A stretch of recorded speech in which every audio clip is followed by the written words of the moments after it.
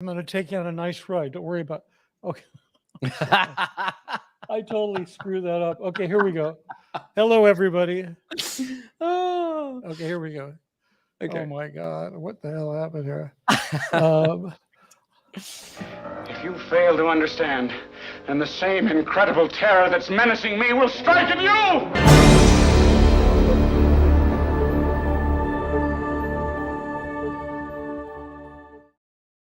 Hey guys, it's Mitch Brisker. I'm here with Sterling Tompkins, and that was another really smooth opening. Sterling, how are you doing? So good. How are you, Mitch? Hey, I'm great. Happy Halloween. Happy Halloween to you. Anybody who's watching on the 31st, happy Halloween. Anybody who's watching on the 1st of November, happy Dia de los Muertos, because that's tomorrow. Oh. Yeah, November 1st is Dia de los Muertos. I did not know that. Those of you foreigners who maybe don't know what that is, there's just use Google. Just you can use Google. Yes, Google that. Yeah. Yeah, it's one of I'm sure you know all about it because you're into Mexican beer. No, I don't actually. Okay, so I want to be completely honest.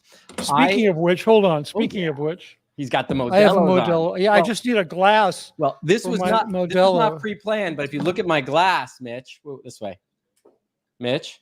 Yeah, sorry. Oh my God. Hey. Yeah, I forget what bar I stole that from. Yeah. Hopefully they forgot too. Yeah. And I am drinking a Modelo Especial. Nice. Well, which is my favorite Mexican beer, and yours is. My favorite Mexican beer is Modelo for sure. I just don't drink. I don't drink a lot of beer, man. I don't. I thought you said. Oh, so the drink you were telling me about, that's not a beer? No, that's a Paloma, which is the actual cocktail. It's an actual national drink of Mexico. It's usually done with a mezcal. I sometimes do it with a mezcal, or I do it with a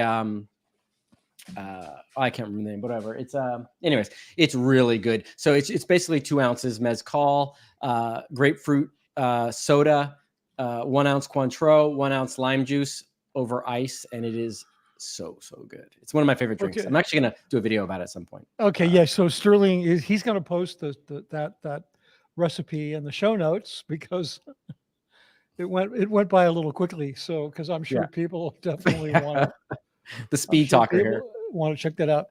It's pronounced mezcal. Okay, let's just What did I say? Did I say mezcal? Something like that. But I've spent a lot of time in Mexico. So did you really? Yeah. That's a whole long story. Okay, I'd love to hear it sometime. We'll do it. I'll give you the short version. Yeah, please. My lovely parents went to about an hour away from Mexico City every summer. They used to teach the history of Mexican art and architecture to architecture students from Los Angeles, from the Southern California Institute of Architecture. So we traveled there a lot. I have a lot of very fond memories of Mexico. That's fantastic. Yeah, starting from when I was a little kid. And I think the last time I traveled there was when I was 16, and I almost got arrested smuggling some weed over the border. Oh. But fortunately, I was only 16 and I was traveling with my parents. So they kind of rescued me. It's pretty funny. That's a funny story. But anyway, being from, I'm not from LA, but I grew up in LA. You really have this great appreciation of Mexican culture. I mean, it's just to be part of Mexico. Yeah, right. So, it did. Yeah. So, I mentioned to you, I came across this article. I wanted to just talk to you about it real quick. Sure, let's do it. Yeah, it was kind of strange. I saw this article. Let me just find it. It was done. It was a study they did at UCLA. It was only like 1,500 kids, and they were all Gen Z, like 13 to like 22. And one of the things they discovered is that apparently these Gen Z, what they took away from this study was that Gen Z wants less sex in their media. We can say the word sex on YouTube. So yeah. I think so. No, of course we can. It's like we're not. Okay. We just of course we can. I'm sure if you Googled sex advice, you'd find a lot of monetized videos. Well, can I ask you because I'm go ahead. Generations. Which one's Gen Z? I always get them mixed. Oh, they would be the youngest generation right now. Okay. That are being marketed to, because keep in mind, Sterling, all of these striated generational groups. They're marketing designations. Really, they were invented by Madison Avenue, Right. to kind of tribalize the demographics of America into marketable, into understanding the trends so that they can market to them. Other than that, it's a bunch of crap that is totally meaningless. I mean, but I was kind of interested to see that all of a sudden these Gen Z kids, they're like, we want to see less sex in media. We want to see less sex in social media.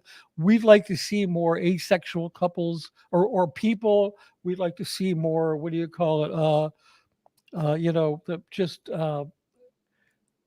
Relationships that are based on sex. We like to see more things about family relationships.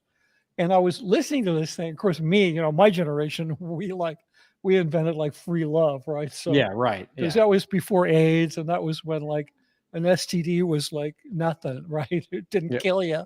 So I looked at this thing and I'm like, wow. Then I imagined David Miscavige announcing that, Weston, you've been a really good boy all day. You need to chill. He knows if I bark, he'll get treats.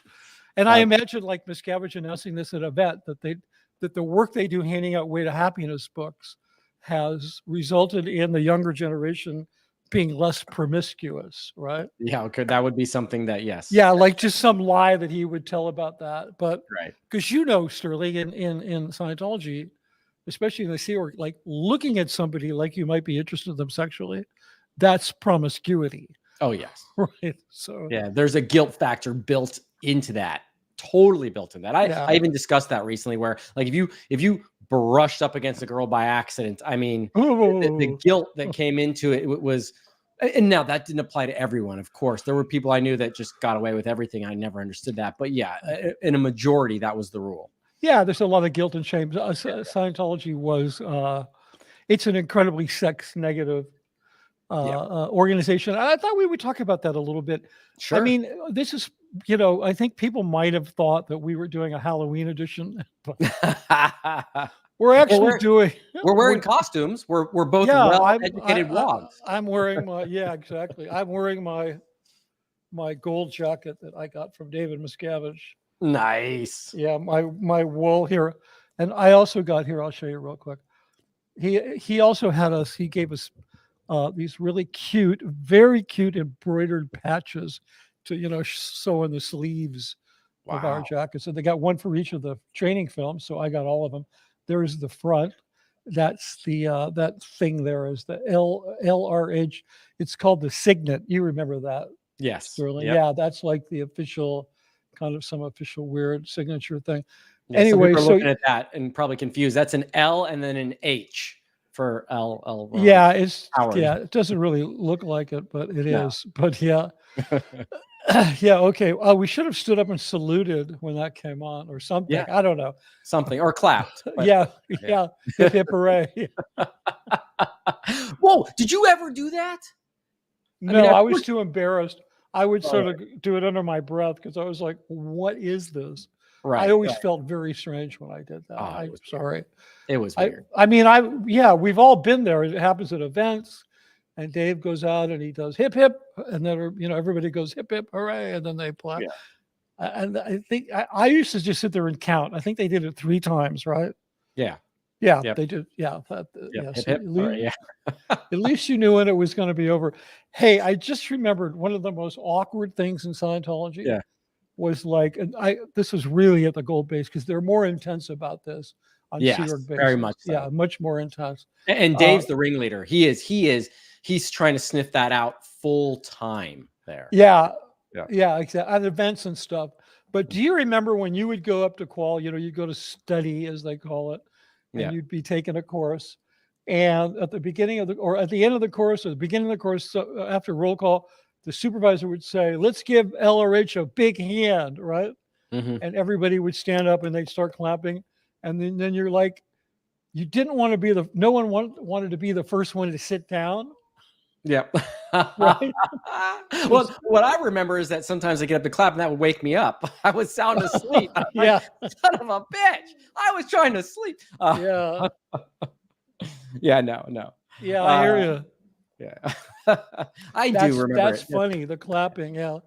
That might be a little bit too inside of a detail, but it was funny just talking to you. I just remember that. Well, it's great. Isn't it partly brainwashing though? Isn't repetition? I mean, you would know this, Mitch. I mean, I think you're so well. Isn't repetition like that part Well, of brainwashing? no, Isn't that it's part of hypnosis. right? Like hypnosis, all hypnosis is based on two things. One is repetition, and the other is like focus. I forgot the word for it. It's in Right. my book. I wrote about that actually. I wrote about it in relation to Dianetics, but repetition and everything in Scientology is all processes, all procedures, all the stuff you do. It's Right. all based on repetitive processes that, that you do over and over again. I was just noticing Jackson said hi. Hey, Jackson. Oh, hey, Jackson. Happy Halloween. Happy Dias de la Muerta. Anyway. Yeah. No, it was, it's hard. I think it's hard to convey that in a video or on the tube here, but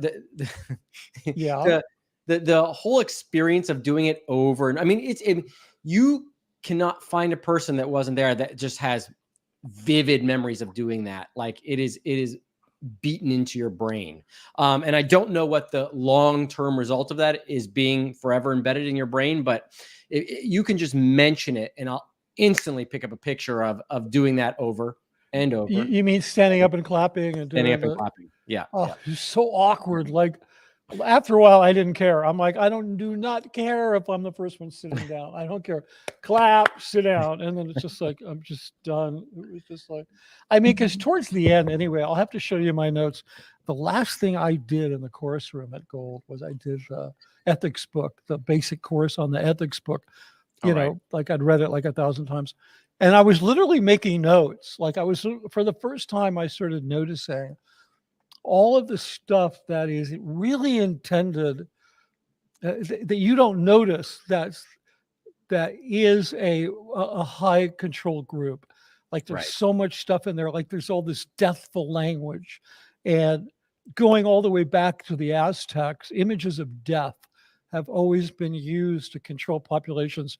I mean, the Aztecs, they used to capture people from outlying villages, and they would line them up in line so long that to sacrifice them all at the pyramid would take 2 weeks. There would be a 24/7 priest up in the top of the pyramid cutting people's heads off, heads rolling down for 2 weeks, right? And this would keep their population completely in check. By the way, now we are doing a Halloween series just with that story. Yeah. I do have some other kind of gory things. No, but that's, I mean, it's fascinating. That's so true. It's so true. Yeah, no, it's actually true. And so they would use these images of death. They'd pile all the skulls up at the base of the pyramid, and they'd use these images. And, we saw this during the Iraq War. We saw the terror alert thing where it was, every day you'd see it on TV. It was orange or it was yellow or it was red.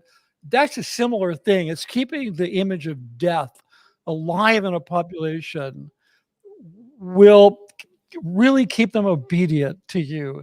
And then in Scientology, what you have is a lot of deathful language, because you have like head on a pike, you have tighten the noose, you have, we could black probably, eye, give him a black eye.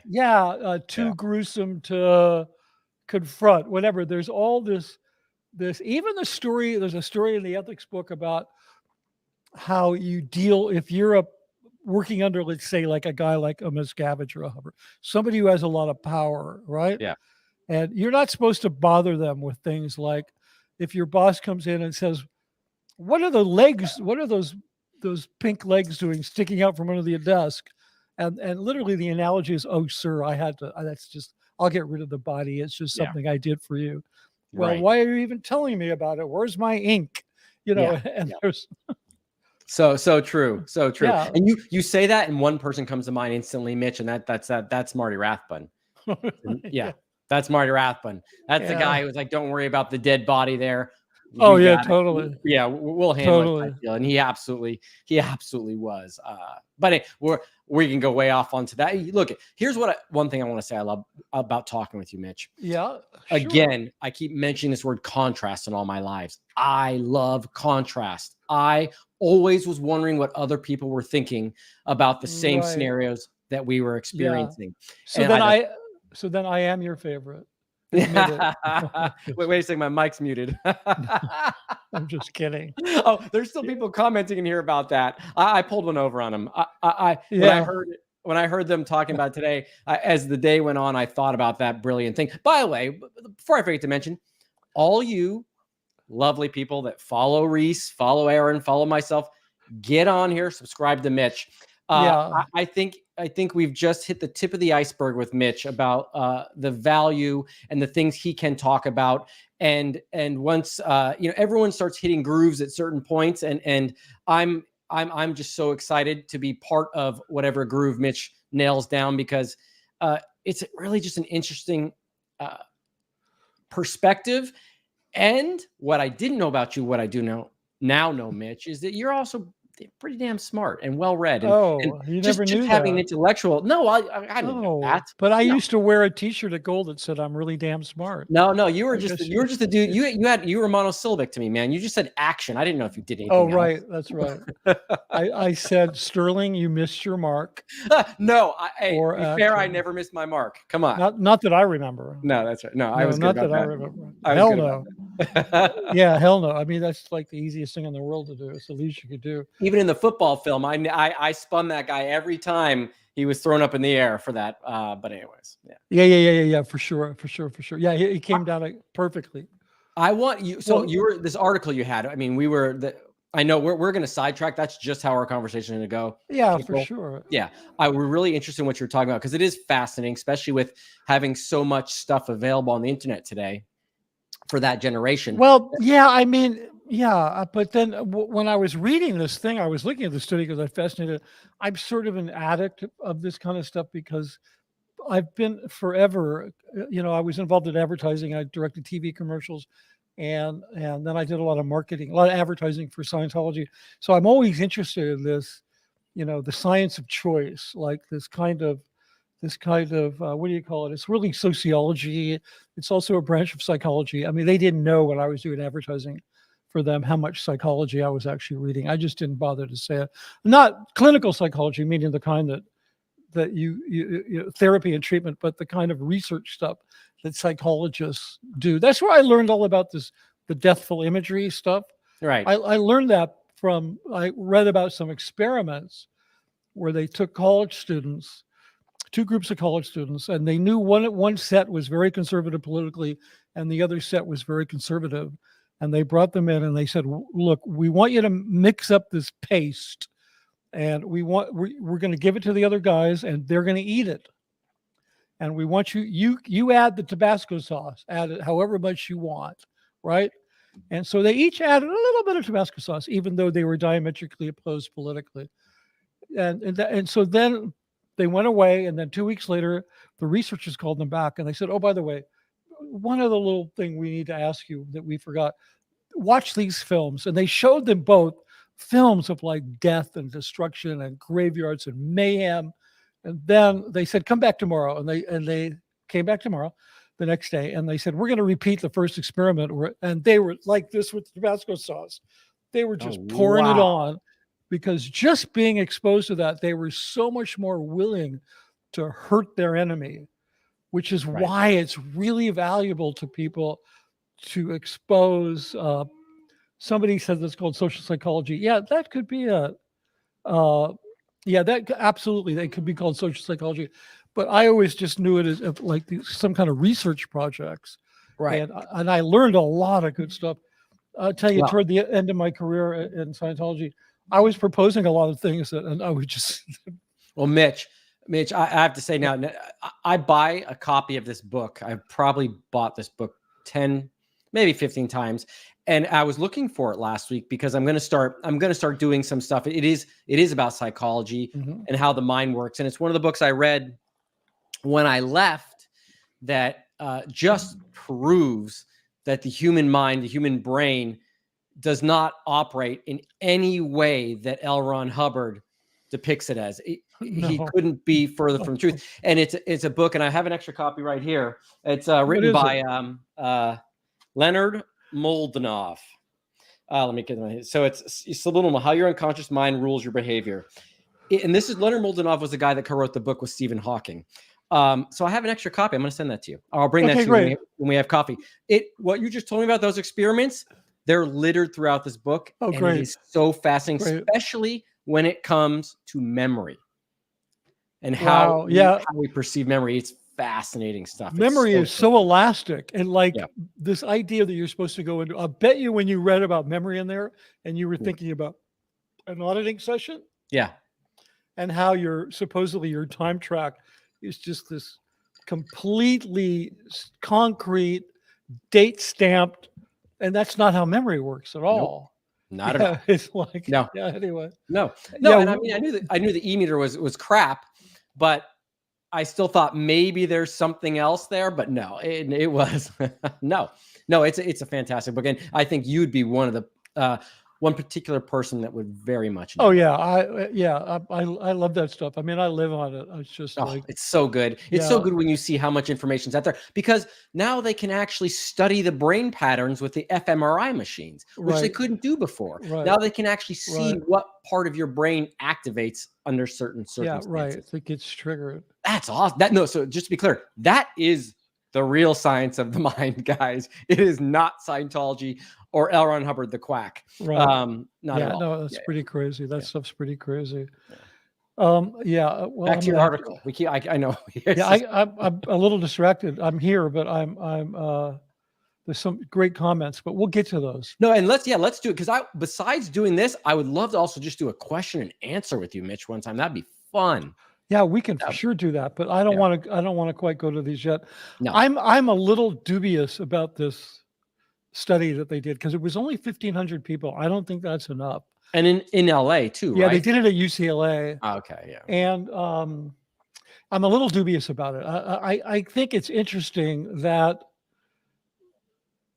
the press chose to run with that story, right? You know what I'm saying? Like they chose to make such a big deal out of what they found from 1,500 kids between the ages of 13 and 22, and that they wanted less sex, right? Right. They wanted more, platonic relationships in media. They feel uncomfortable when they see it. One girl said she'd rather clean a toilet than go on an online dating site, right? Oh, wow. Which basically what year means, was this study? Was that this year? Like 2 weeks ago. Here, I'll look it up. Wow. It's really recently. I have the actual study right here.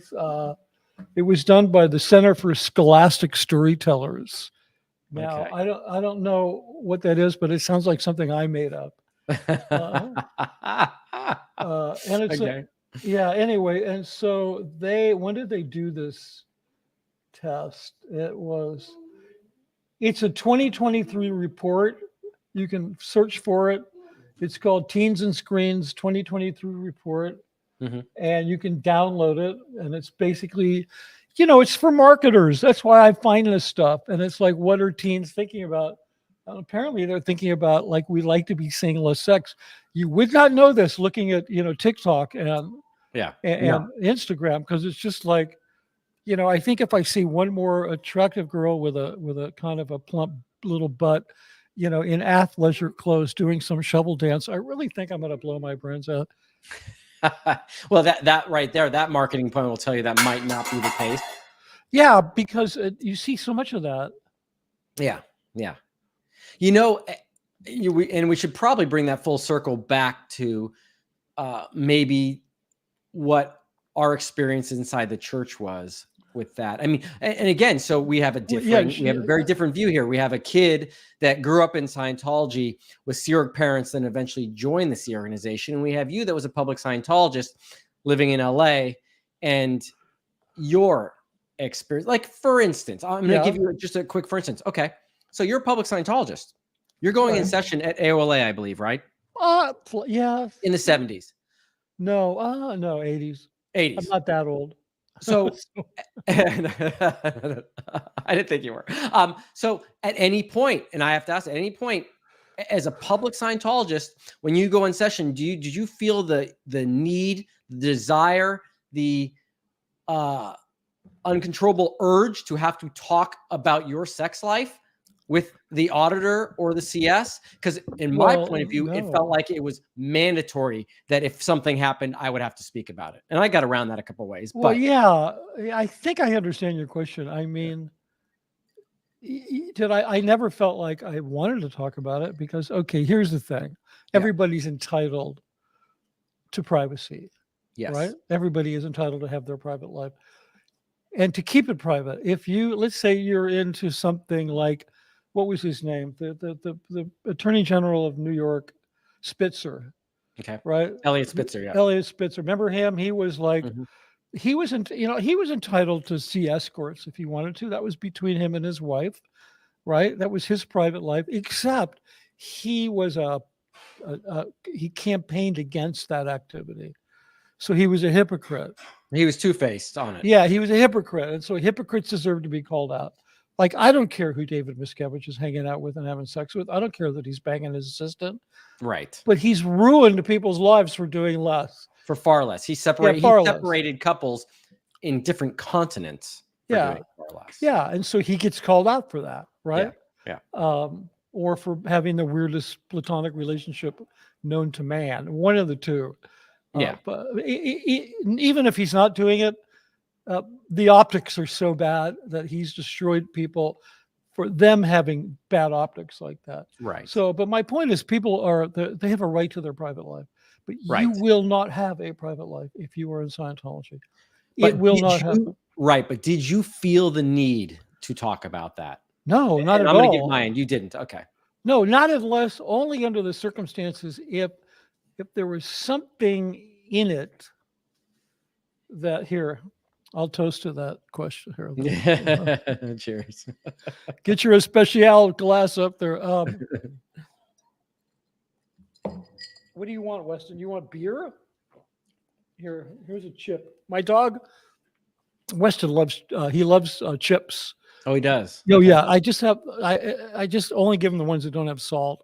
Okay. Because salt is really bad for he would not like the chips that I just had. Yeah, they're real salty. Yeah, no jalapeno flavored, so they're I think he likes jalapeno. He likes he does? Okay. Oh, yeah, no, he's good with that. It's just the salt. It's not good for them. We got some intelligent people, by the way, in the chat here commenting and asking some brilliant questions. You can star them too, right? Can't you? Yeah, I could actually. Maybe I'll do I forgot that I could do that. I have a mouse here. Yeah, you're like co-streaming with this is like you're not a guest. Okay, so you didn't feel the need or desire. Well, let me just clarify one thing. Yeah. Let's say that I felt personally like I had done something wrong, right? I had done something and I felt shameful about it. I'd want to talk about it so that I could resolve it, right? Right. And so the problem is that, so in that case, but in any other case, I always felt, no, this is my private life. F off. I don't need to tell you about this. Interesting. Right? Okay. Yeah.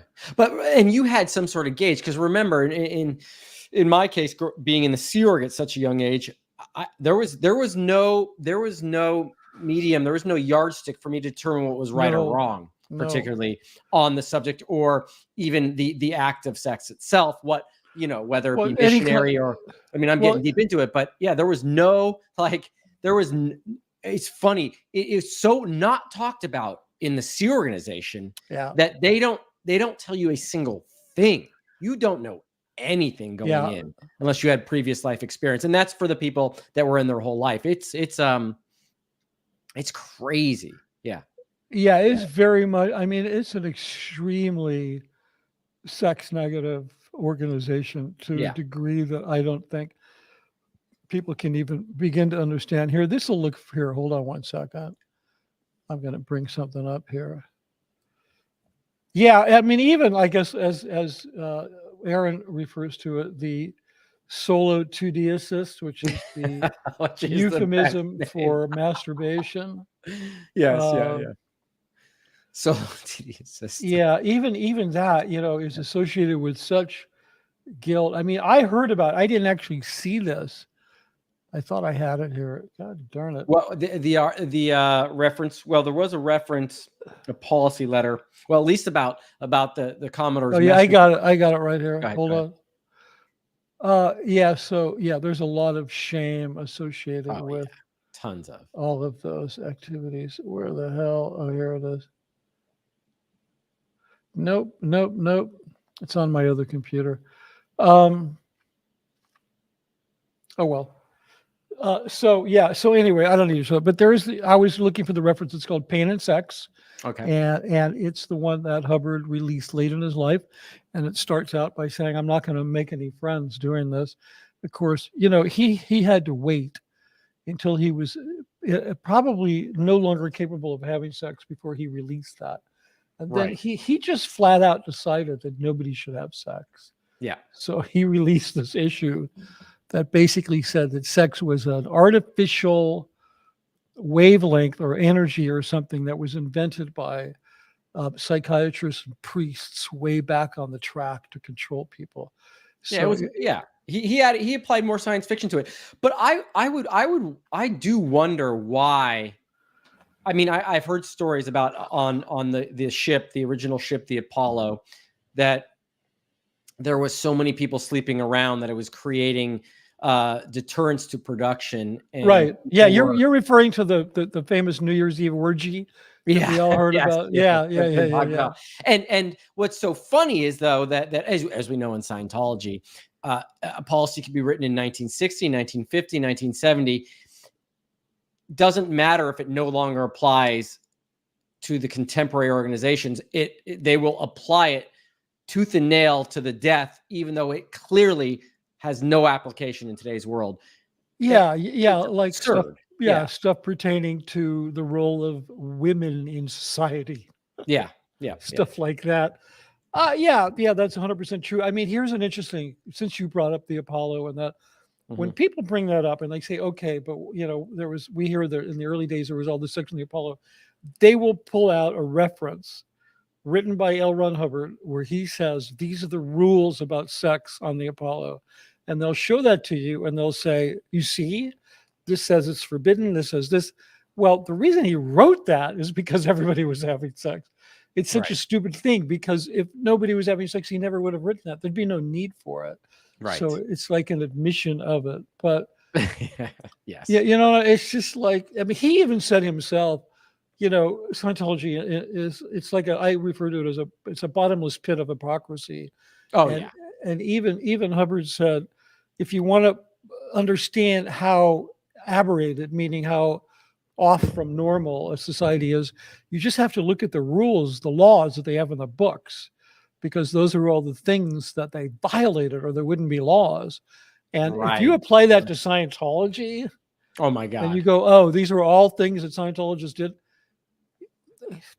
Yeah, it goes. Yeah, it just goes. I mean, it's,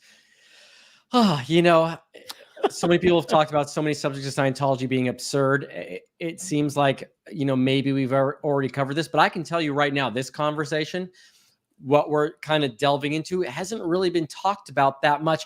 And I think it's one of those delicate and intricate subjects that is almost hard to talk about, but at the same time is so woven into the fabric of what Scientology really is and the damage it can create over the long term. Because again, and this is why I want to also talk, I would love to get a therapist to talk about this, is what would be the long-term effects of withholding sex and putting such a high price on violations of anything Scientologically related to codes of appropriate sexual behavior, right? Like how, I understand. like how it's so strange to me that, and as a kid, I didn't live a normal life in that regard, right?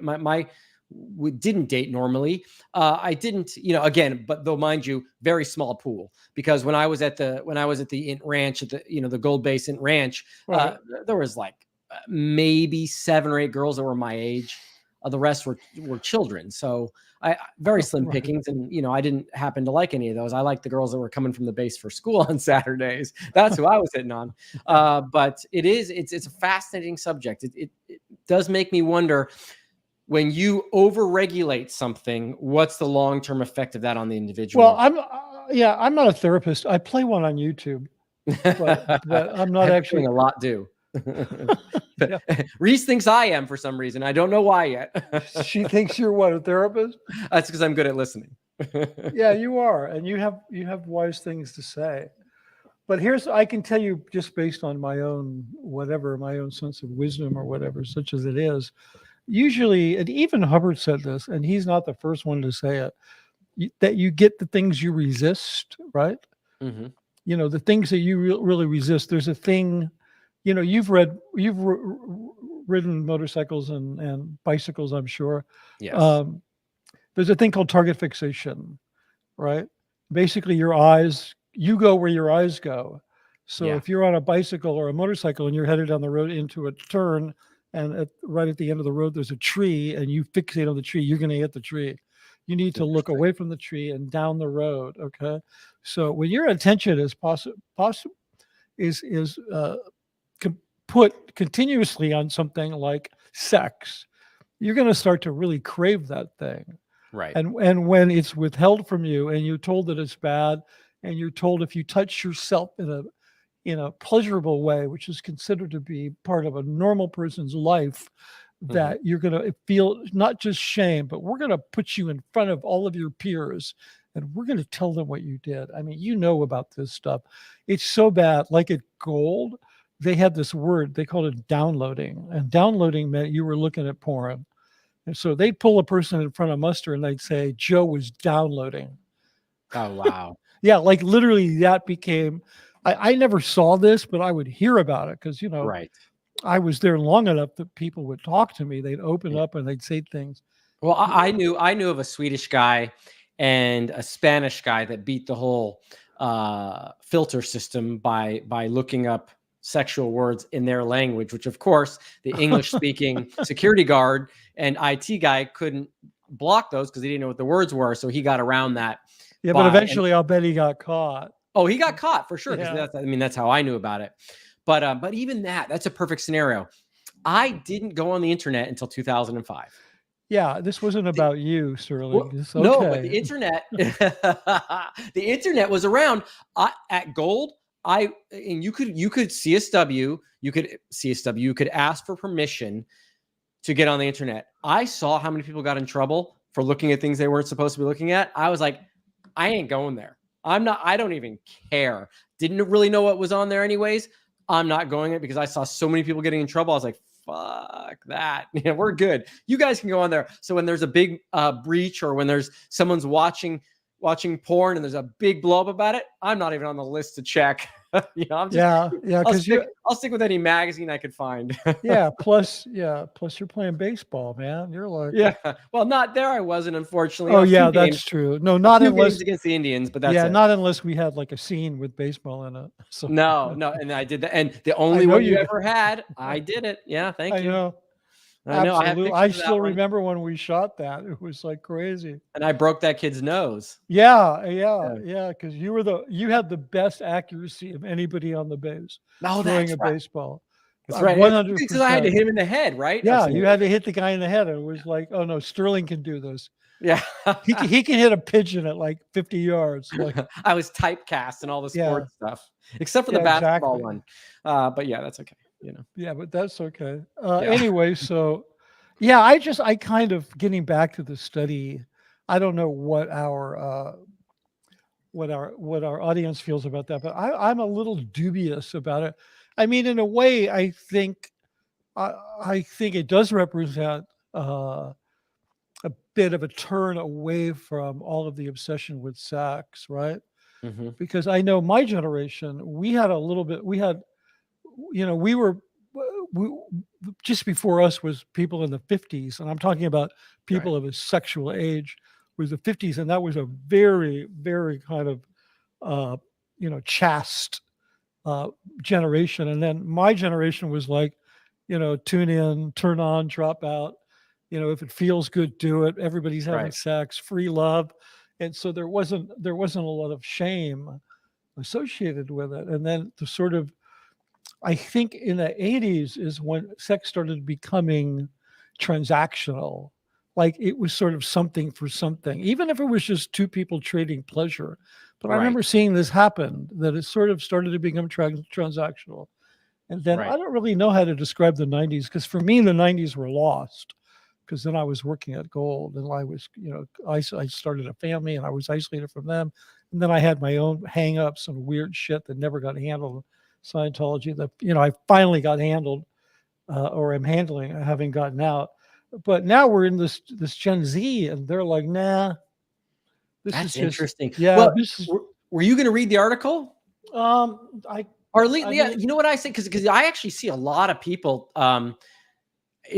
People are picking up on the subject. Where well, the 90s were fear of STDs. That's probably true. I yeah, wouldn't know. yeah, I was just a kid in the 90s, guys. Hey, I was yeah, married. no, Was married in 96. well, it's, yeah, yeah, yeah, yeah, yeah. You're lucky because you at least, you Yeah, had connection and intimacy in a positive way, I would imagine, and you're fortunate in that way. you'd So have to ask. anyway, this, you asked about who Gen Z is. This study defines them as being between 1997 and 2012.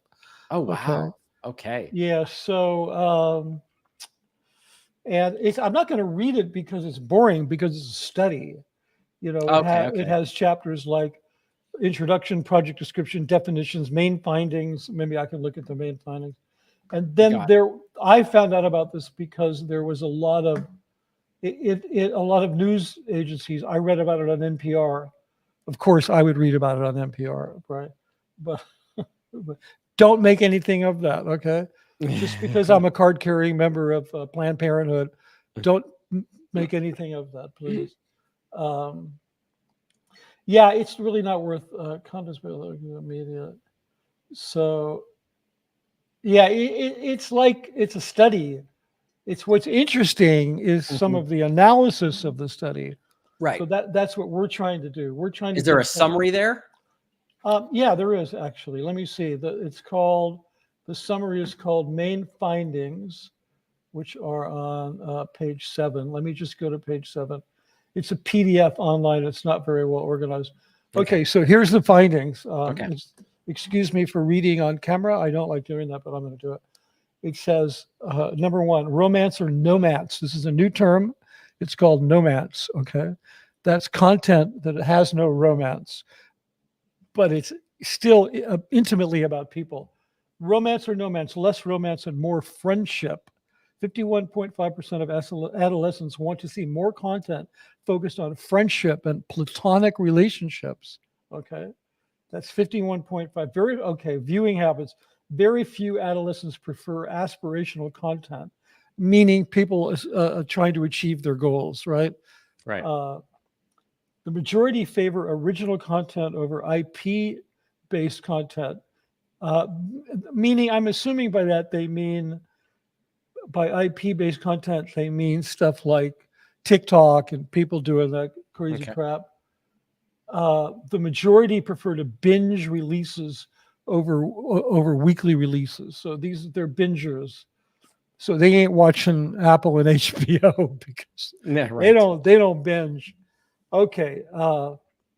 Older adolescents' views on the portrayal of the American dream deviate from their younger peers' views, as well as their preferences for who they want to see cast in the hero of a story. Social media is the moment. TikTok is that girl. Social media is still rated the most authentic media platforms. Wow.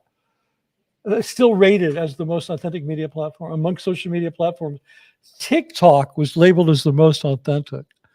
Okay, now I Really? have a real problem with this study because TikTok is, well, I think you can find things on TikTok that are very authentic, but most of it is just like kids pounding their heads into the wall saying, how do I go viral? How do I Right. become Right. viral?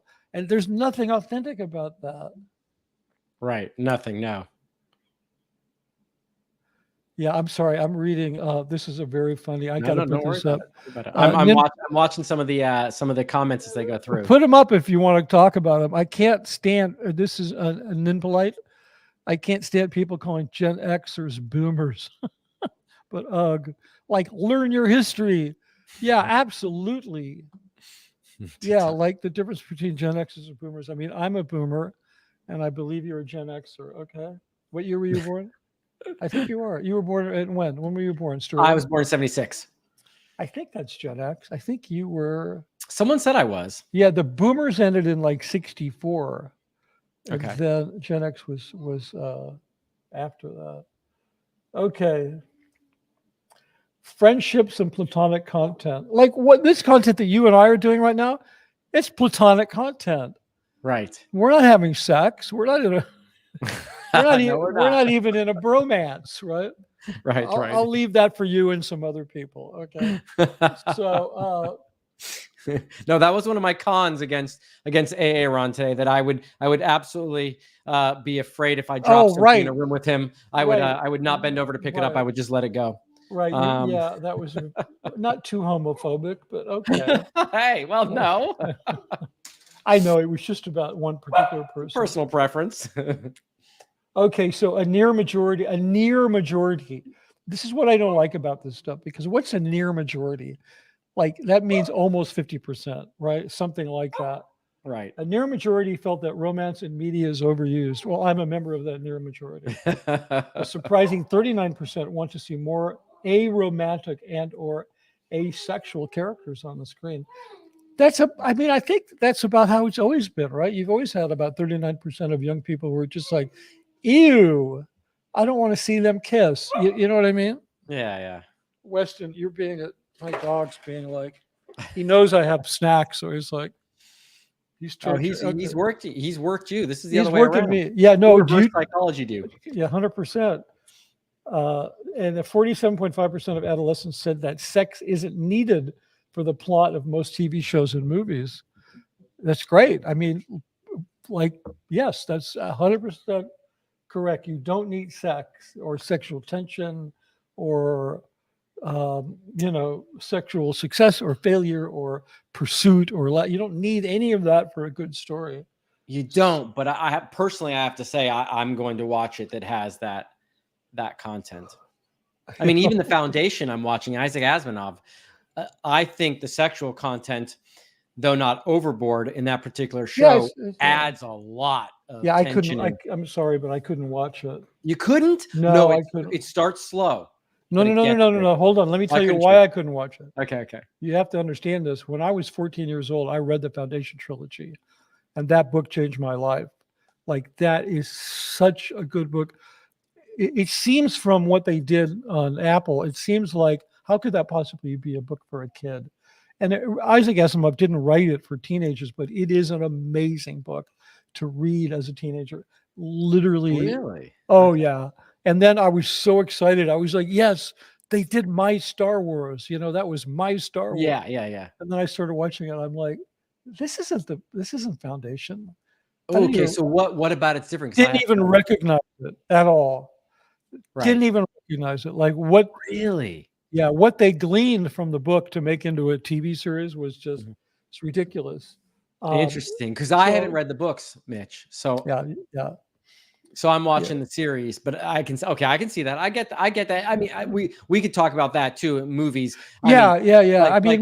You can make a better movie than the book. In the case of Lord of the Rings, I think that the movies are a little bit better than the books because they're not as wordy. Oh, no. Yes, I do. I have to lock you out of the stream now. So no, here's the good thing. This is one thing I like with Aaron every too. Tolkien fan in the world. You now have your KR incidents, your knowledge report incidents. Yeah, the thing about Aaron that Aaron and I just can never understand is how he loved writing KRs. You're gonna have to deal with the fact. Yeah, what is that? How many KRs did you write when you were in the Sea Org? I mean, probably could count them on my fingers and toes. Yeah, me too. Yeah. I was like, get out of here with your KRs. I mean, I give him such a hard time about it. I give him such a hard time about it. I heard you. Didn't you say you had ethics conditions already written up, like on a pad of paper, and you just peel them off? Yes, I did the same thing. I had like folders on my computer. for all the etiquette, and I bring it up and I do a little editing. Somebody Oh my said God. here, It's yeah, so stupid, that Jack, stuff. Yeah, yeah. yeah, my good friend Jacqueline Leach, no relation to Donovan. Oh, okay. Wait a second. Violence is the final I am resort. starring all the ones that say that the Lord of the Rings movies was better. Okay, okay.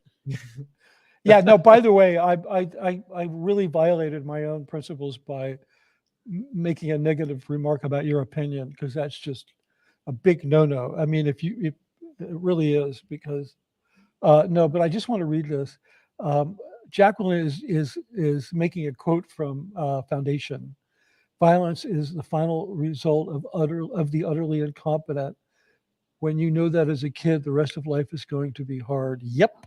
So listen, Jacqueline, the one quote, I don't remember the quote like that. The quote that I remember is violence is the last refuge of the incompetent. That's the quote that I remember. I don't want to argue, but it's really the same thing. And I have said that my whole life, Sterling, from a Right. book that I read when I was 14. So I had a very high bar on what Foundation was going to be. And there's Right. nothing wrong with any of it. I mean, it has amazing actors. Yeah, that The it does. production quality, not value, because most people don't understand what production value is, Yeah. but the quality of the production. Okay, so that deserves a definition. Production value is the difference between what a production looks like it costs and what it costs. If you make a film for $10 million and it looks like it costs 20, that's called $10 million of production value. People think that production value just means, like, whoa, Avatar, production value. But the first Avatar had no production value because it cost 300 million and it looked like it cost 300 million. Okay. So it's the differential between those two things. But the production quality, which is, the perceived level of how good you think it looks in Foundation, is fantastic. I mean, everything about it I love, but yeah, it's pretty stunning. the story was just so weird. And I think maybe my 14-year-old brain was focusing on different things, but I probably watch it because the final book, there's 3 books, right? Foundation of Empire, Second Foundation, and the story spans 1,000 years. I don't think you know that yet, right? No, I do know. I mean, I think we're at like 150 years. So yeah, but the whole story spans 1,000 years. And the thing that's so great about it, a little spoiler alert, I'm not going to wreck the story for you, but the thing that's so brilliant about the story is that the person at the end who's the hero and saves all of humanity is a 15-year-old girl. So it's just like, you just love this book. It's just like, anyway, whatever. I'll probably watch it. Oh, Jacqueline. Yeah, I wasn't trying to make you incorrect, but yeah, she says it is the last refuge. You are correct. Thank you, Jacqueline, for backing me up there. Lord of the Rings. Oh yeah, okay, sorry. I didn't mean to put that one up spoilers, again. dude. Yeah, I screw this up. No, Lord of the Rings were awesome movies. Our dear friend Johnny Cummings. Yeah, no, they were. I mean, those movies are just like Interesting. They're maybe the only films ever made that you could in one day sit down and watch all 3 of them. By the way, I think you had mentioned that you had disagreed with me on the Lord of the Rings when I made the statement. Well, Mitch, I think look at if everyone agreed with everyone all the time, then we're not human. That doesn't make sense. I love that you have that thought, because then that goes to me. My mind's open. I always want to experience new things and look at things from a different point of view. So when you said that right to me, that's a conversation I'd love to have. Okay. Why do you think that is compared to me? Yeah, I'll tell you why I said that in a nutshell. And this could absolutely, by the way, be a thing we do, because we're getting a lot of hits on talking about movies here. Okay. Well, yeah.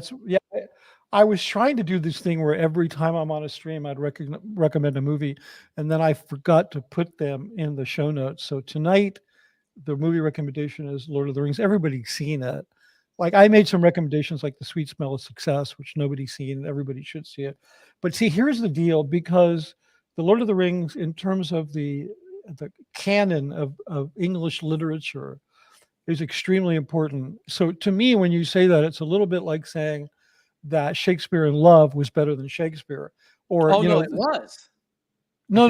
But So, or that's actually a bad example. No, I'm teasing you. Like Zeffirelli's Romeo and Juliet was better than Shakespeare's Romeo and Juliet. And I'm Right. like, there's a certain point at which if you say that, then people are going to say, oh, well, then I won't read Shakespeare. I'll look Right. at the movie. So, and it would be a shame. I mean, Tolkien has probably contributed as much, if not more, to the English language and to writing and to imagination as anybody, including William Shakespeare. I mean, what Tolkien did was absolutely amazing, which is why we need to burn Amazon to the ground for making their fake Tolkien, whatever that piece of crap was called. I can't even remember the name of it. So that was my only objection. It's not that they could even be better, but they Right. should not be compared. But do you They want to should- know what my argument for that was? Sure. It's that in the books you have the very long. As an arborist, I appreciate them, but you had very long, winded explanations of the nature and the trees and the grass, and then you had these songs and ballads going through it. Whereas, and I get, okay, so the one thing is a little overdone in Lord of the Rings movies is clearly the battle scenes get a little ridiculous. It's a movie. I mean, that's what you do in Right. a movie that you can't do in a book. But then also you have to admit that Jackson, the way he, not Gary Moorhead, guys, the director, the way that the art direction of that film was brilliant. Yeah, everything about it's amazing. You could not read that. You went to go read those books right now. The only pictures you would have in your head, I would argue, would be the pictures from those movies because they were so stunning. Unless you had read them before you ever saw the movies, you have those pictures. Okay. That's okay. Because I actually, believe it or not, I don't remember reading Lord of the Rings. I remember reading The Hobbit, and I remember I really have my movie in my head of The Hobbit, so it doesn't really matter what that one looked at. Your idea wouldn't be that what the 1970s. Do you remember the 1970s cartoon / movie that came out? Yeah. I always remember seeing that as a kid. Oof. I'm like, I had no clue. Yeah. Okay. I got to take Joni off of here. Where is this comment? Somebody said, I love this. Yeah. Well, do you want to hold on? No, yeah. Sorry. Go ahead. As appropriate. No. Yeah. Rosalind C said Shakespeare was meant to be watched. Well played, Rosalind. I mean, that's crazy. I mean, if you're saying on the stage, you're absolutely right. It was not meant to be read. I mean, reading, they're plays. So yeah. I think my argument falls apart a little bit there. Rosalind, you're going to get a free mug or something. Oh, guys, shortly after the stream ends, I'm going to be revealing the cover of my book because it's getting really close and it's all designed, and I thought I'd show it to you. So unless I pass, so I didn't schedule it because I don't know when Sterling and I were going to end. So because you never do. So I'm sorry, Sterling, you were saying? No, I was going to say, since we're at about an hour here. No, we just started. What are you talking about? We're at about an hour here, but the thing is you and I could talk for 3 to 4 hours. And I noticed something which I found very, very interesting and fun is once you start answering questions, more and more come. And I know it's crazy. So I thoroughly enjoyed that because there's a little thrill to getting your question put up on. I put up a question to, or more of a statement to Reese and Aaron today. When Reese talked about me being emotional and crying, possibly, I made the statement that, there's no crying in baseball. Aaron didn't read it, that shit. But anyways, he misses a lot. Okay.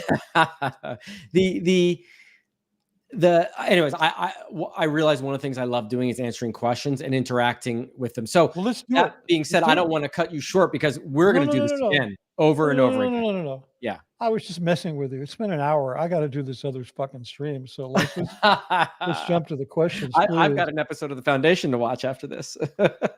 Oh, yeah, there you go. Okay, so this is from Destoni Salazar. Comment, Mitch, we are so glad you're on the outside now. Your truth speaks volumes. Thank you for putting yourself out there. Yeah, no problem.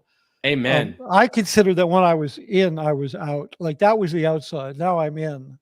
So Thank you for accepting me as in. Really appreciate that. I think some of these are going to go back to a little bit. This says, Yeah, I've tagged some interesting ones up there. yeah, okay. So this says the dude was in a sex cult prior to starting Scientology. The sex shaming is nuts. Rosalind, get it now. Yeah.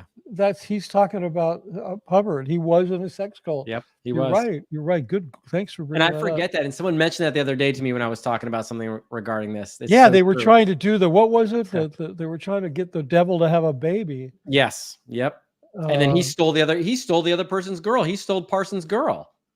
And $10,000 and his boat. Yeah. Yep. He's living high on his money. Yeah. Yeah. Okay. Here's one from Marie Marion. Did LRH not realize that if no one was having sex, that Scientology will have ended decades ago because there wouldn't be anyone left to join Scientology? Yeah. I mean, this is similar to an argument I used to have with, yeah, I just love that comment, so I put it up again.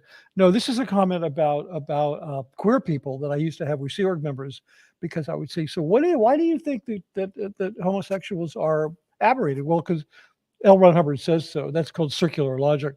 I said, yeah, but why? Let's talk this through. Why do you think that? Well, because if everybody did that, then the race would cease to exist because nobody would procreate. And I'd say, well, wait a minute. If everybody joined the Sea Org, the race would cease to exist because you can't have kids in the Sea Org. So you tell me, what's the difference in terms of procreation between being in the Sea Org and being gay? Yeah, right. They love that argument. I'm sure they loved it. Do not try to apply logic when you're having a discussion with a Scientologist or a Sea Org member. You're not going to win that. Okay. Look what happened to the Shaker religion. Sex shamed into extinction. Sterling, feel free to put any of these up. Well, I don't know what the Shaker. I got to be honest with you. The Shakers. The Shakers were similar to the Quakers. Okay, I figured they were one of these prairie. Actually, they left some very good furniture. if you Google Shaker furniture, it's very popular. It's a kind of farmhouse style. Is it better than the Amish furniture or Amish form of? I think it's similar. I think I don't think the Amish have a furniture named after them, but the Shakers do. This says. By the way, I want to take a note here that I'm watching the live count that are watching Mitch while we're talking. Yeah, it went up the second we started talking about movies. Okay. Well, look at this. Hey, dude, you have a fan club, Sterling Fan Club. Appropriate sexual development is a human right, which makes it a prime candidate for being used coercively. Yes. Yeah, there you go. It was used coercively. Absolutely. Yeah. One of the ways you control people is you tell them who they can and cannot have. I love Sterling Fan Club that you got Ken and Barbie there. That's hilarious. Yeah. Oh, I thought there was Ken and Ken. Okay. Yeah. Okay. So Jacqueline Leach is back. Yet, according to sex educator Sue Johansson, rest in peace, as of 2006, the highest consumers of porn percentage-wise were adolescents in the 1950s. Yeah, exactly, because sex was very much looked down upon. It was from my generation. We weren't big porn consumers. We were too busy having free love. So it was like Karen Studio, Imagination Unleashed. Generation saying TikTok is authentic has a new definition of authenticity. I think you're correct about that. Those of us born in Gen X raised these bastards, and for that we apologize. That's really good. I'm with you on that totally. Oh my God, these people are great. What do we got here? Another from Sterling Fan Club. Thank you very much for the super chat, Sterling Fan Club. Why do you think that Miscavige specifically weaponized sex and impotency? Intimacy.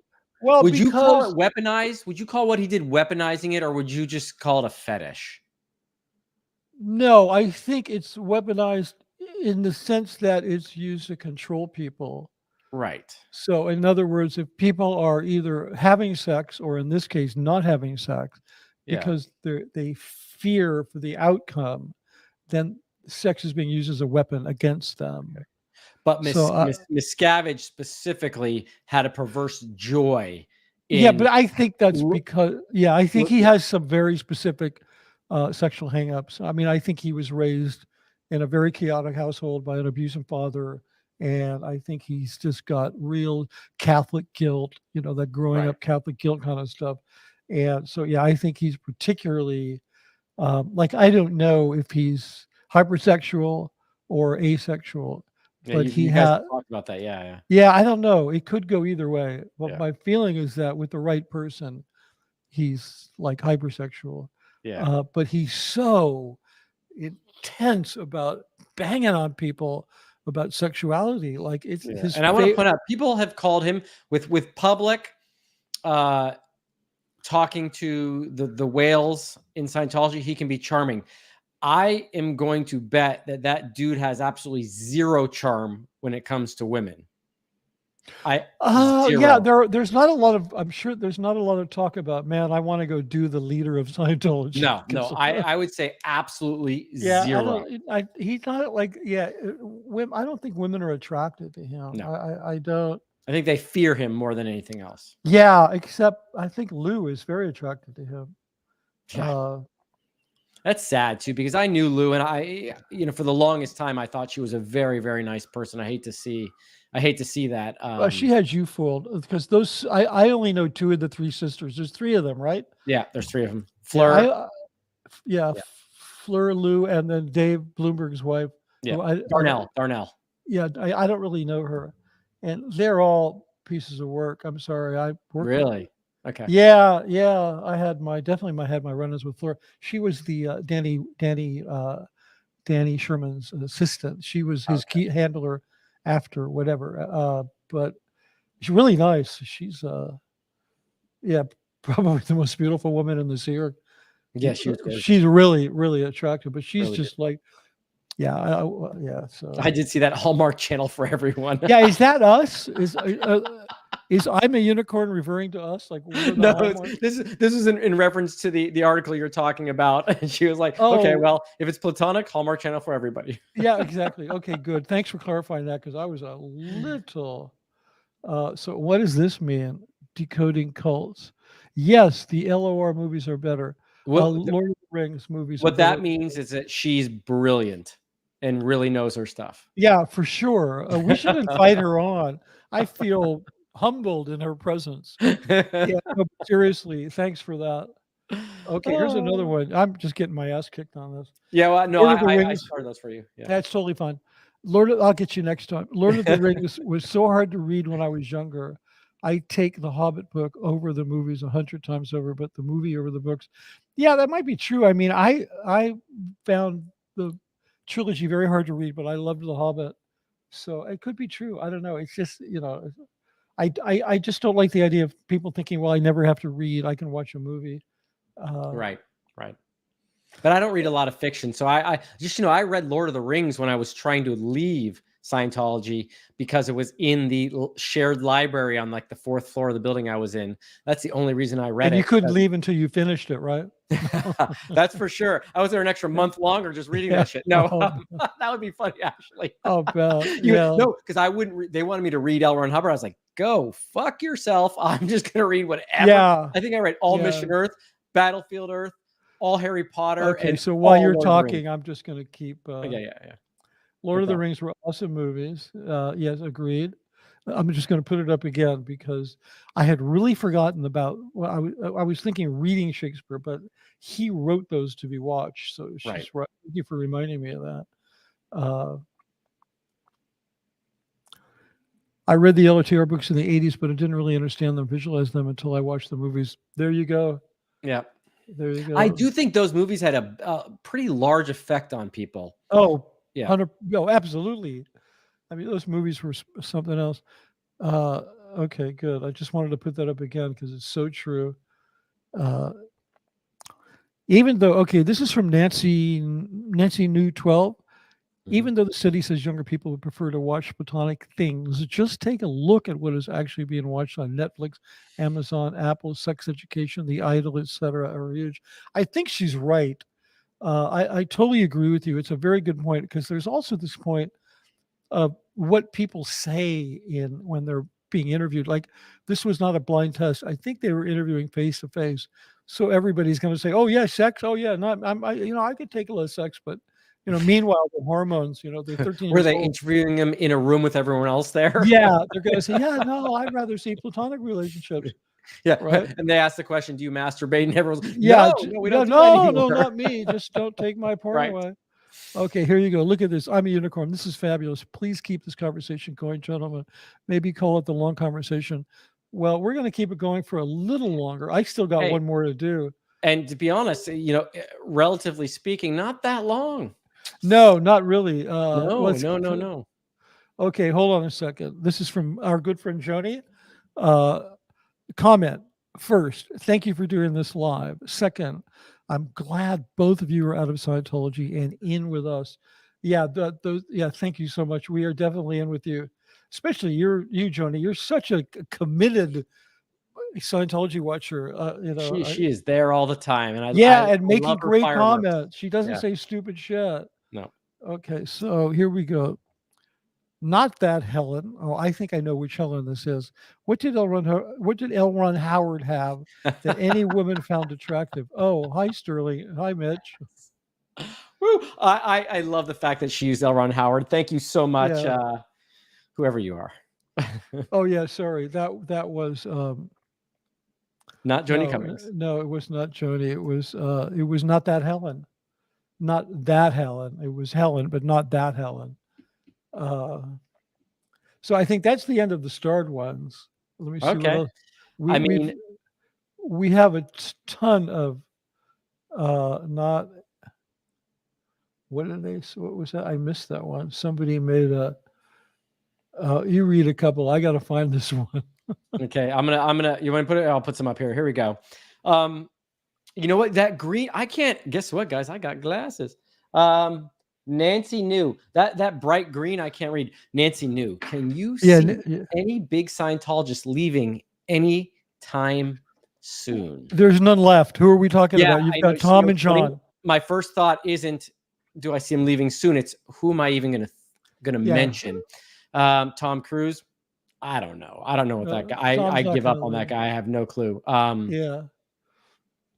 I'm thinking of running series. Well, I've made a lot of friends lately by saying that Tom Cruise is one of, if not the biggest victim in Scientology, and people just like bombarded me. Like, how can you compare him with people that were beat up and thrown in the hole?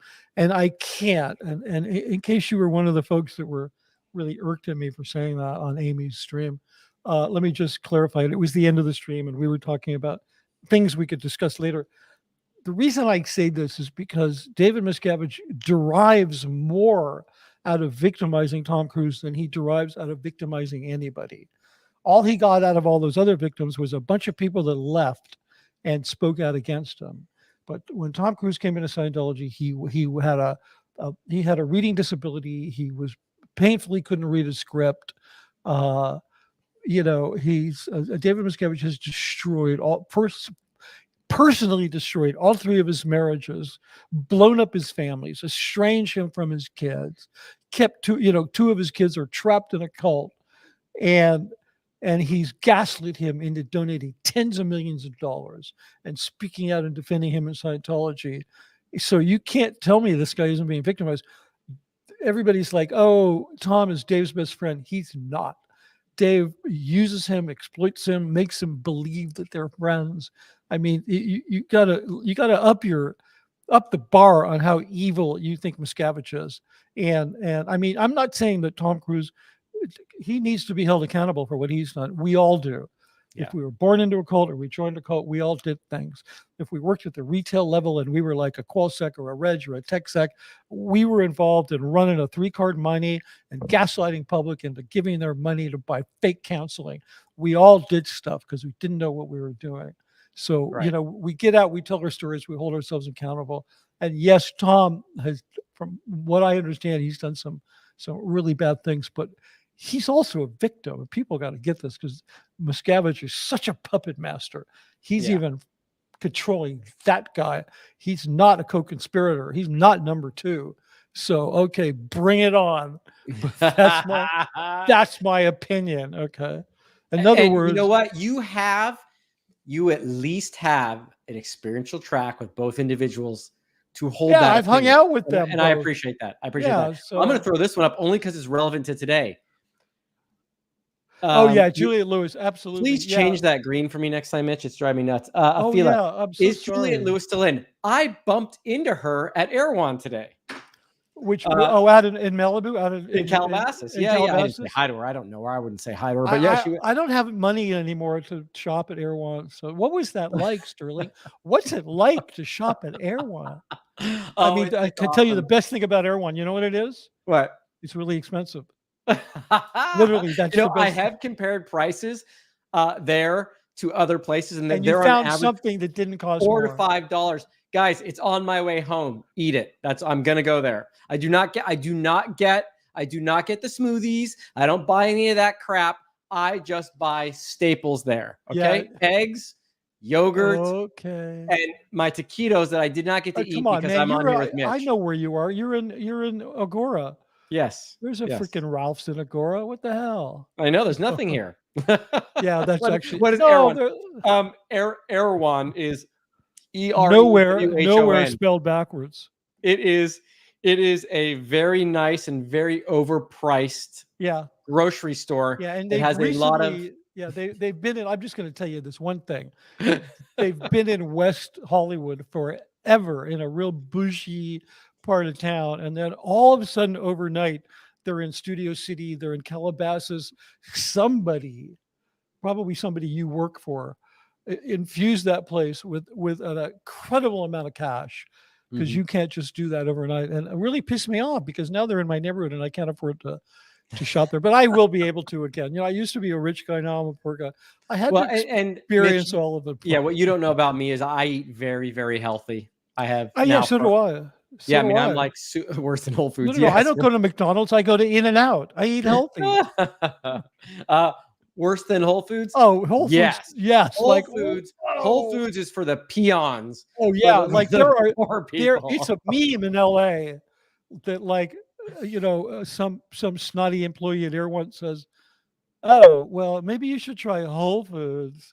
You know, so that's like, I knew when I mentioned that I would get shit for it, but you know, I also got to tell you, if you're single in LA and you want to go, I was going to ask you about that. I was going to ask you, are you like, going there for going to Erewhon and just sit there for 20 minutes? Like, the amount of beautiful women that walk, and you know, if they're going there, two things: one, their dad possibly has money, and two, they're fit, they're going to be exercising, they're going to be health conscious. Anyway, but they're also looking for sugar daddies. They're in there for the same reason you are. Wow, check this out. Erewhon was founded in Boston, now headquartered in LA. But wait a minute, they've been in LA since the 70s. They've had a store here since the 70s. I found out about them but just, you know, I found out about them in 2019. Oh, well, I used to work in Hollywood. Okay, I'll pull the picture up. I used to work right in the middle of Hollywood before I worked for the church. And I did a job. I know this sounds like I'm bragging, but I spent a month working with Michael Jackson on a song video, the last thing he did with the Jacksons. I'll show you. I have pictures of me and Michael, so whatever. But we used to go to Erewhon. I mean, it's just like, and that was the only Erewhon I thought anywhere in the world. Really? Michael was real big on health foods, and we used to go to a macrobiotic like restaurant on Beverly that was near Erewhon. And you know, Erewhon is nowhere backwards, right? You knew that, right? No, the word Erewhon spells nowhere backwards. Did not know that. So yeah, that's the little piece. You apparently know way more about it than me, which makes me really happy. Come on, man. I'm 106 years old and I grew up in LA. Okay, this is an interesting one because I think Aaron spoke about this today. I'm a Unicorn. That's such a great name. Is Priscilla Presley and Riley Keough still in? Based on the go ahead. Go ahead. No, I'll just based on the interview that Aaron did today with Priscilla's half brother of Lisa, Priscilla's son, who's never been in Scientology and doesn't know jack all. But yeah, go ahead. Well, he said he was. He said he was in Scientology. He went to Delphi. Yeah. What qualifies you as being in Scientology? To being in Scientology, I don't know. That's a good question. So Maybe he wasn't. I just didn't know because I'm so snotty and I'm such an elitist that if I didn't know you were in Scientology, then you weren't in Scientology. Okay. if you did not Sorry. make it onto Mitch's personnel list, Yeah. you were not in. Fuck it. Yeah, fuck Anyways, it. to answer the Yeah, question, if for I Phil never Presley- sat down next to you in the MEA waiting room of an org, then you were not in Scientology. you didn't go. It didn't happen. Yeah. It was a bear shit in the woods. Now, Priscilla Presley, apparently she left when Lisa Marie did, based on what the Sun said. Riley, I have no clue. Or at least I've been associated with people that are friends with her. I Yeah. don't know what her status is. By the way, she's a fantastic actress, Mitch. I Yeah, don't know she's if very you've seen- talented. Her status is I am not now and never will be a Scientologist.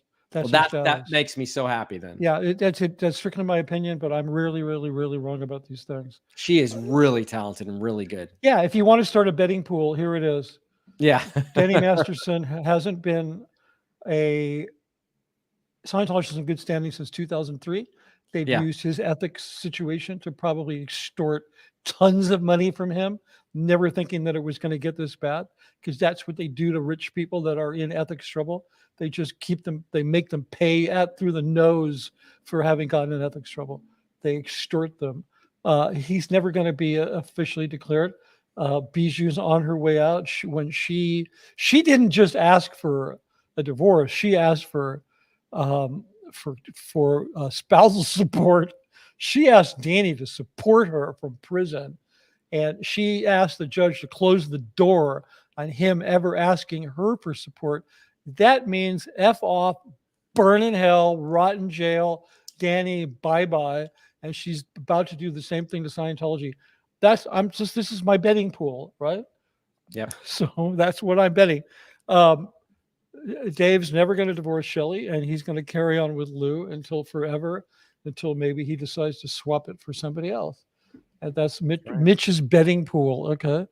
But I wouldn't bet against Lou, man. I mean, who else has been in his nobody bubble for that long? It's amazing. And some people want to base that on they want to base that. Oh, and then the other one, Riley. I said my bet on Riley. Yeah. Oh, let me take that off. Yeah.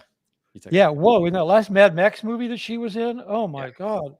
No, Woo. she's just good in everything she does. Yeah, she's very, very talented. Yeah. It skips a generation talent, right? So she's like the granddaughter. Yeah. So they say it skips a generation. So shoot, I forgot what other stupid shit I was about to say. Anyway, it doesn't matter. That's all right. That's all right. Hey, look at this one. Mitch, your earlier conversation with Jeffrey and Karen was terrific. That was really funny. Karen said, "Should I wear my Sierra uniform?" And I said, "Yes, Halloween. Let's dress up." Did she not look awesome?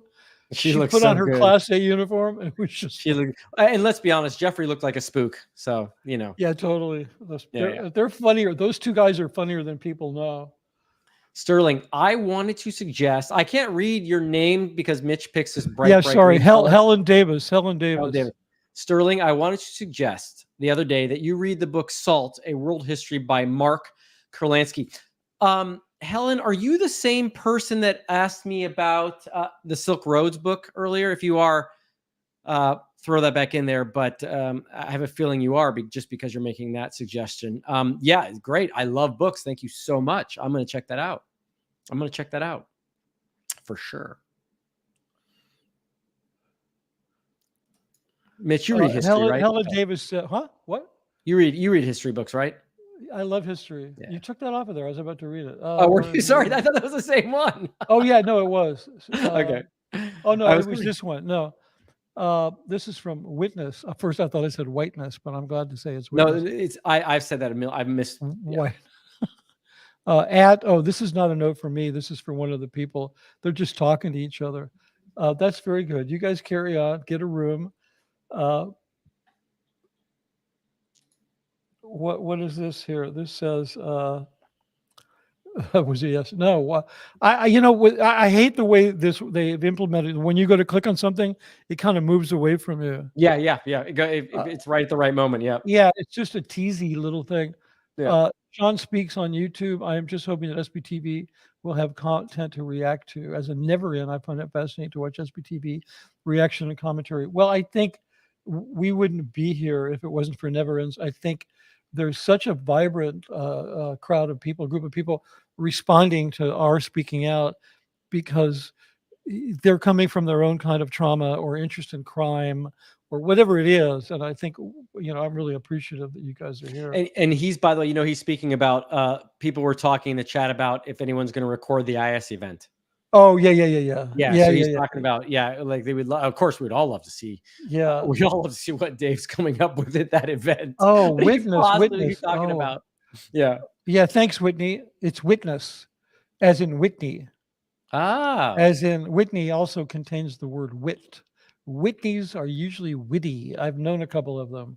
And that's fantastic, Bia. Thank you so much. I just realized too that's a dish on hers. That's a pretty cool picture. Yeah, exactly. Yeah.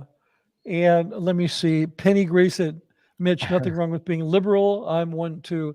I beg your pardon. I'm not liberal. I'm progressive. Okay. Yeah, I'm a little left of liberals. So, but what? We're not do politics. Angie, pull it. You are out of control with the mouse. Okay, back to me. Okay. Oh, no, my hands are off. Look.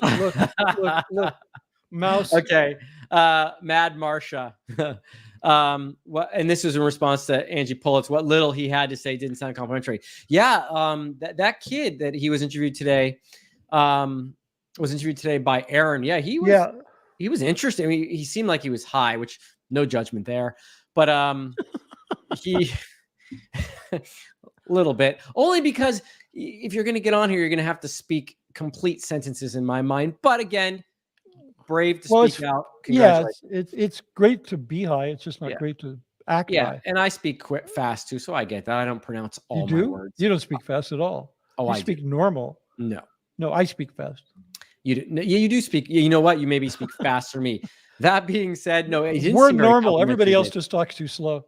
Yeah. He didn't seem that complimentary, and I understand that. And it seems sort of weird, especially the conversation of, did you tell Priscilla you were going to talk? Yes, she just made a face. I really wanted him to elaborate on what that meant because her reaction makes the whole story there. But anyways, no, that's not what. See, okay, you're right. This just moved up. Here we go. I want to put this one up because I thought Destiny Salazar. Good night, everyone. Heading to bed. Mitch and Sterling, you are solid gold. Thank you so much, Destiny. Thank you. That's really nice. Have a great night's sleep. Yeah, I appreciate that. Here we go. Look at this one. Sean Speaks on YouTube. Thank you. Just got up in the UK. I usually miss lives. I never get the opportunity to ask questions. Awesome. Did you go ahead? Ask one. What the hell? Yeah. He did. He asked one before. He did. Okay, good. I was going to say, then you should ask one. There we go. There we go. All right, guys, if you don't have any more questions, we're going to end off here for two reasons. One, I've got to go to the bathroom. Two, you got to get some of those Depends. That's what I do.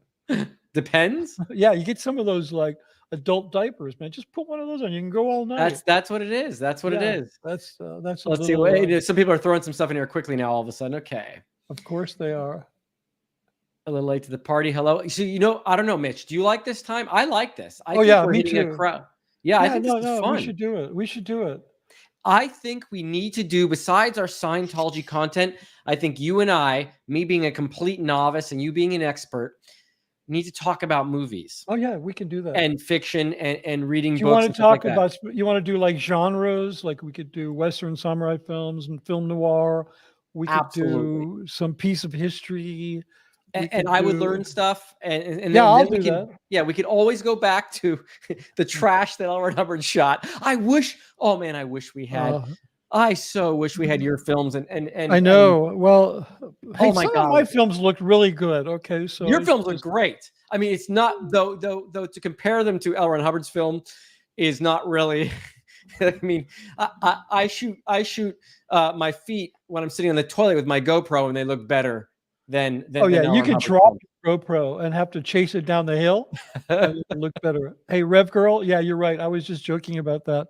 I am not wearing an adult diaper. You're absolutely right. Yeah, the ladies do not like those adult diapers. Look at that. We talked enough, and I'm a unicorn sent a super sticker. Look at that. Nice. Check it out. Appreciate that. Here's So, another one. so by the way, great time for the U.S., West Coast, and UK peeps. Maybe. Yeah. I would say yeah. yes. I would say yes. I did not get to. Oh, someone wants to talk about Blade Runner at some point. We can do that. I have friends who worked on it. I went to the original sets and stuff, so we can talk about Blade Runner. Tell you what, next time we get on here, guys, and we're going to try to make this a regular thing. If you guys bring up the movies, we will talk about them, because there's going to be some movies where Mitch is going to have 4 minutes to talk about it, and I'm going to have 30 seconds because I never saw that. But then once we talk about Little Mermaid, I'm going to knock him out of the park, guys. I'm going to. Which one? The animated one or the new one? The animated one. Hey, this is the perfect time to end off. I froze, Mitch. Why? Oh yeah, you did. I froze. Okay, guys. We'll give Sterling just a couple of seconds, see if he comes back. And I won't. I have to totally log out. Okay. Mitch, thank you so much again, man. I thank appreciate you. I'm just going to be here for another minute, and then if you can take my face off, that would be great. No, I'm. People are loving it. Yes, I'm taking it off. Sterling, let's talk soon. I hope to see you soon. It was wonderful. For sure, man. Okay. Talk to you later, buddy. Good night. Okay, guys. So I'm going to fly solo just for a minute. Sterling, not animated. Hold on. Somebody wanted to know if I've ever met Quebec City. God, these things, they keep jumping away. Where the hell is it? Somebody wanted to know if I'd ever met Johnny Depp. I actually haven't. I worked with his #1 costume designer, but I never actually met him. It would be a pleasure to meet him. I'm a fan. Let me just see if we got a couple last questions. That was karma for what he did. I don't understand this. You're talking to somebody else. That was karma for what he did to Reese. I guess you're talking about something. I'm not sure what it was. Okay, I think we're just about done. Okay, and any last questions? Oh, Joni, as a Gen Xer, I was hoping for a little more realistic view of life. What, more realistic than me and Sterling gasbacking here? You've got to be kidding. But anyway, yeah, exactly. This is, he pretended to freeze during his chat with Reese. I think he just goes like this. He freezes it so that he can bail because he has to pee. So anyway, guys, I'm going to end this now. Do me a favor. Send me or Sterling an email. You've got both of our email addresses. They're posted on our channels. Send us an email. Yeah, I had a great Halloween. And to anybody who's, as I said earlier, who's watching this on November 1st, happy Dia de los Muertos. So let me find my outro because we're going to for real end this. This is great. So send me an email or send Sterling an email if there's a particular film or a genre of films that you'd like us to talk about. We will inevitably work it back into Scientology, but I would love nothing more than coming on and doing this. Thank you so much for having us and responding and being in the chat and for all your help. I love you. Take care of yourselves and one another. If you fail to understand, then the same incredible terror that's menacing me will strike at you!